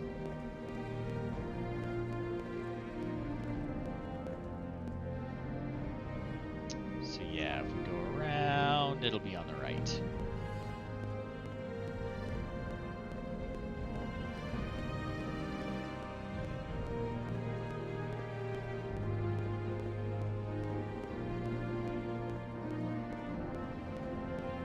Just gonna down a energy drink so that I stay tip-top. Okay, where does this door lead? Regardless, we're going to take this one. Tainted Marrow, okay. All signs say Tainted Marrow is the place to be. Alright, another Ash Ghoul. Yeah, there's a better view of it. You can see it's like growing out of his face. Nasty. I assume Corpus related. there? Do I want to? Is there even anything up there? Doesn't look like. Whoa. That guy's got nothing growing out of his face. Just a big old gap where his eyes and nose used to be.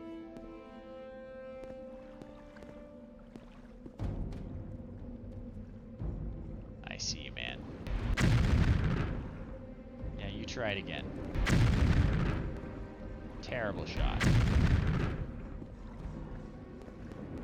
Take your time, take your time. Go ahead, go ahead. You can do it. I believe in you. Don't wear yourself out. Whoops. Okay, okay, okay. Now we're dodging two. We gotta take care of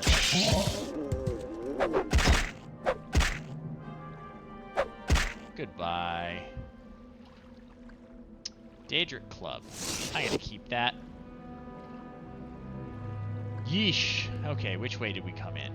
We came in this way we're facing. Okay, let's take a left, see where that goes. It says Carcass of the Saint.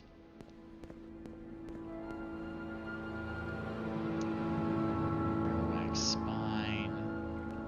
Whoops. Your axe back. What's down this way? Could be a dead end. It's a dead end. I'm gonna keep going.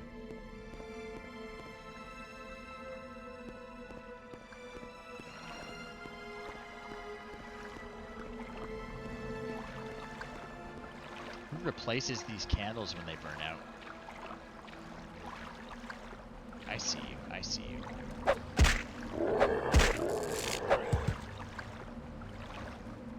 I see you too. Got him. Okay. There's fires on these little platforms.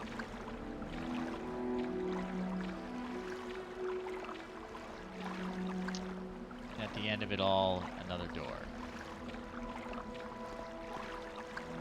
To Marrowax Spine, okay. So we've been here, we want to go to Blackened Heart.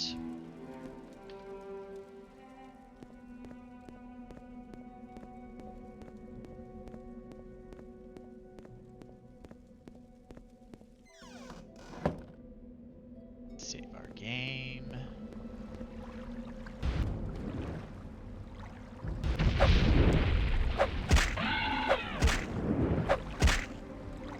Eat it.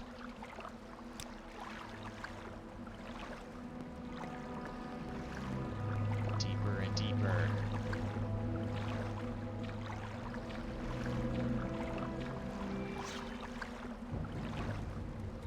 Oh, a skeleton. That's a change of pace. These guys. I think these guys like wear masks from the look of it. Probably to cover their hideous disfiguration. As one does.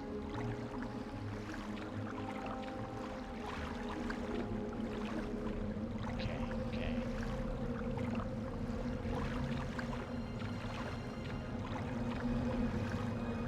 So we want to take a left.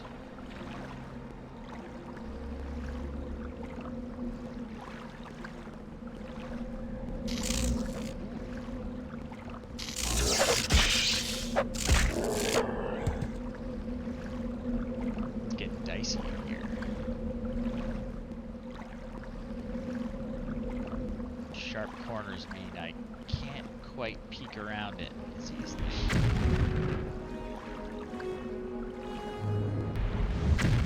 Okay. Excellent. Carrying anything good? Ebony longsword and heart. I will take both of those. This looks important. Let's go up here.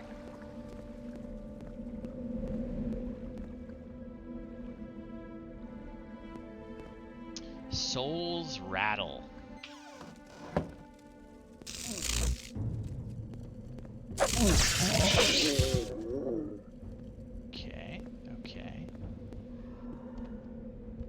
Oh, we got a clan fear. Of course. I'll be here for a little while yet. I think we're probably going to go past our scheduled end, but I want to wrap this particular quest up. If you played the game before, you know that there are going to be some significant plot developments. Alright, I should rest and meditate on what I've learned. But there are enemies here. I will rest because I want to get my magic back. Here we go. Until healed, please. Yeah, it doesn't really... Pick whatever we want. It doesn't matter. With this leveling mod, it's all the same. Okay.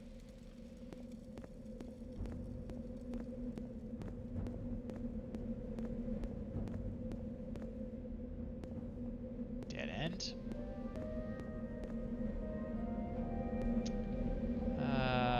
Yeah, we'll go this way first. Probably another dead end. Yep. Alright, deeper, deeper, deeper. This is the way. There's no escape.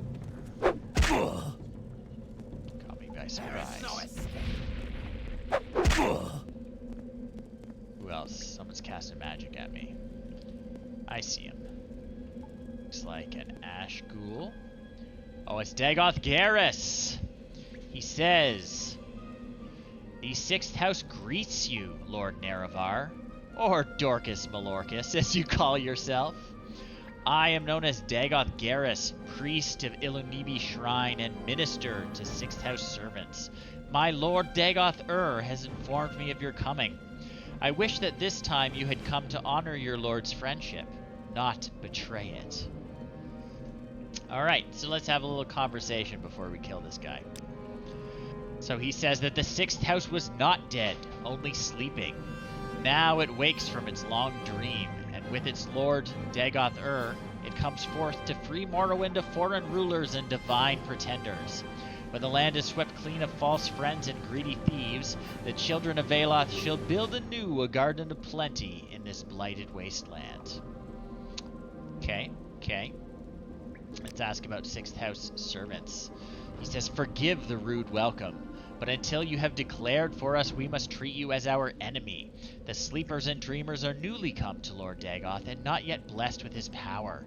But the children of his flesh, all capital letters, they are deep in the heart of his mysteries. Their bodies swell to contain his glory and to yield the rich sacraments of our Lord's feasts." Yeah, they like slice off the tumors and eat them. It's disgusting. "And we are the least of his servants, for ash poets, ascended sleepers, and ash vampires stand high above us in our Lord's bountiful grace." Alright, I'm going to ask about the shrine. So he says, "Ilunibi Shrine is just a small, quiet retreat for sixth house servants, a place to contemplate and grow strong and wise in Lord Dagoth's ways. Here they hold the sacraments of flesh and blood and dream the dreams of their Lord. This and other lesser shrines are hidden from prying eyes throughout the land, but the greatest shrines of sixth house servants lie beneath Red Mountain in the citadels of our Lord and his close kin." Alright, let's ask about Dagoth. So he is the awakened lord of the sixth house, come to cast down false gods, drive foreigners from the land, and restore the ancient glory of Morrowind. He bids I come to Red Mountain for the friendship and honor that we once shared. He would grant me his counsel and power, but only if I would pledge that friendship anew. The path to Red Mountain is long and filled with danger, but if I am worthy, I will find their wisdom, a firm friend, and all the power I need to set the world right. Oh, I love this. You know you've made it big when the big bad evil guy is trying to tempt you to his side. That's how you really know you've made it. Yeah, well, you know, Oprah, we've done about as much side questing as we could do before it would force the main quest on us, so I decided to take the plunge. Once you reach a certain reputation level, Even if you avoid the main quest, they make you do it.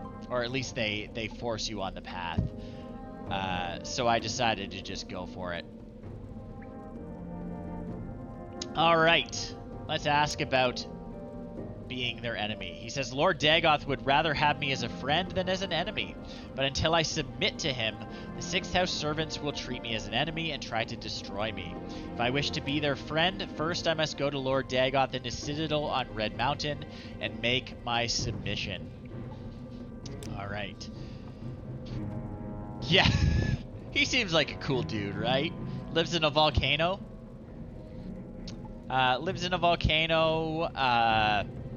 Has undead servants, is immortal. Organized religious figures call him evil. He's got a lot going for him. So he says, Lord Dagoth gives him these words to say to me, so that I might give them thought. Once we were friends and brothers, Lord Nerevar, in peace and in war. Yet beneath Red Mountain, you struck me down as I guarded the treasure you bound me by oath to defend. But, remembering our friendship, I would forgive you and raise you high in my service. My Lord Dagoth bids me come. His Lord Dagoth bids me come to Red Mountain for the friendship and honor that we once shared. He would grant me counsel and power, but only if I would pledge that friendship anew. I am not your Lord Dagoth, yet I too would say to you, do you come with weapons to strike him down, or would you put away your weapon and join him in friendship? He's just going to attack me. So, I am going to make sure that I steal his soul.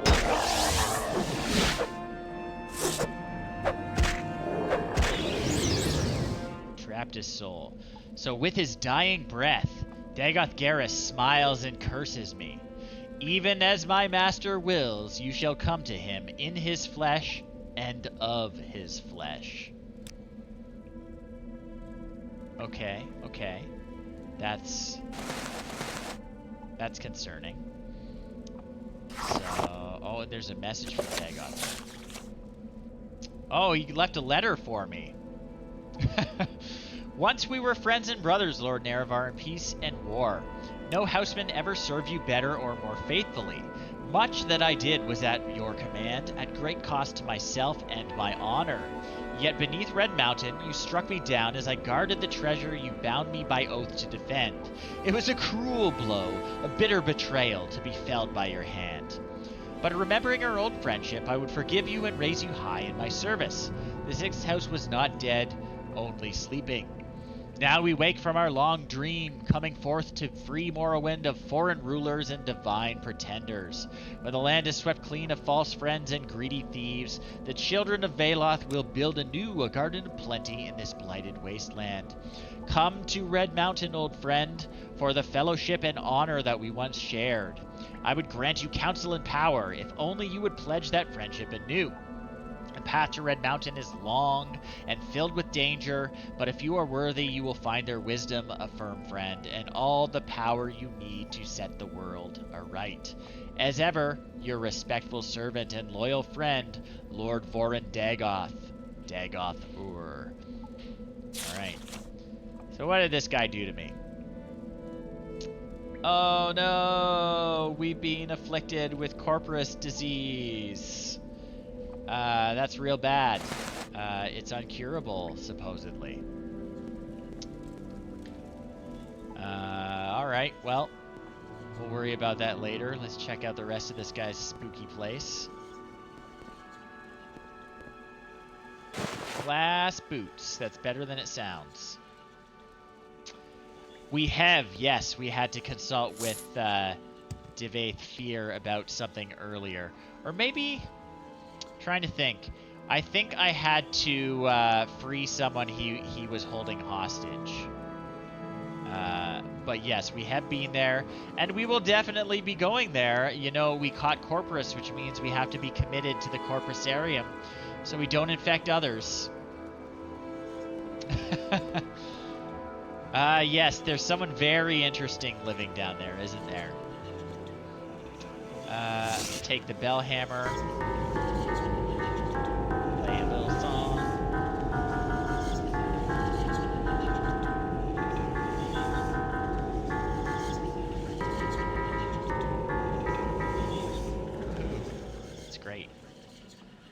Anything else in here for us to steal and loot?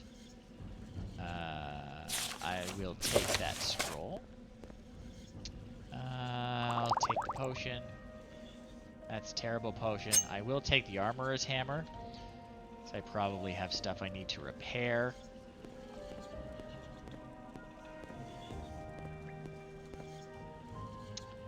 Yeah, Fat Boy is the original steampunk hero. He's a cool dude. We will definitely go meet him at some point. Alright. So, that is concerning. We're going to cast Elmsivi Intervention to get out of here. We have a journal entry? Okay, yes. So we've killed Dagoth Geras as the Spymaster ordered, but with his dying breath, Dagoth Geras pronounced a curse on me, and I have Corporous disease. He said I would come to Dagoth in his flesh and of his flesh. I don't feel any different, but the marks of the disease are plain on my face. I'll have to return and report to the Spymaster on the 6th House base, and hope he knows of some way to cure the disease. So, that is something for next time, I think, as we are just about at our scheduled stop. This is bad and good. We learned some neat things about ourselves. We learned that we are not the Nerevarine, but we might someday be. And now we have an incurable illness that causes madness and horrific tumor growth. So hopefully we will resolve that next time. Either way, it has been great having everyone out and joining me. I will be back again next week, probably Saturday next week instead of Friday. But I will be back and streaming more Morrowind. We will hopefully figure out a way to, if not cure, at least arrest the progression of this horrific disease, because I really don't want to turn into a giant tumor. And I really don't think the game would be interesting if we commit ourselves to an asylum and just hang out there to the end of our days. So, we'll think about it. Maybe we'll take Dagoth up on his offer. Maybe we'll betray all that we hold dear and go join our volcano-dwelling ancient friend. Who knows? It does sound like we screwed him over in the past. So at the very least, we might owe him an apology or at least a visit. So, tune in next time. As always, I am fundraising as part of Extra Life. Check out my profile. There's not a lot there right now. I haven't quite decided what I'm going to do for it. But the gist is I raise money all year round for the Toronto Children's Hospital and the Sick Kids Foundation. Extra Life ends in November with a big 24-hour gaming marathon.